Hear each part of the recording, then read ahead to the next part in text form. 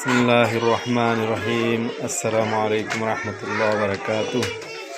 অশ্বদিয়া দারুস সুন্নাহ মাদ্রাসার বার্ষিক পরীক্ষার শুরু হয়েছে আজকে থেকে ইনশাআল্লাহ। সবাই দোয়া করবেন যেন বাচ্চারা ঠিক মতন পরীক্ষা দিয়ে ভালো রেজাল্ট করতে পারে, ভবিষ্যতের জন্য কামিয়াবি অর্জন করতে পারে ইনশাআল্লাহ। সবার কাছে দোয়া চাই, দোয়ার আশা করি ইনশাআল্লাহ। আগামী ভবিষ্যৎ প্রজন্মের এরাই আমাদের স্বপ্ন ইনশাআল্লাহ। এখান থেকে দেশের নেতৃত্ব শীর্ষস্থানীয় ব্যক্তি বাহির হবে আশা করি ইনশাআল্লাহ। আল্লাহ সবাইকে কবুল করুক দুনিয়া এবং আখিরাতের জন্য।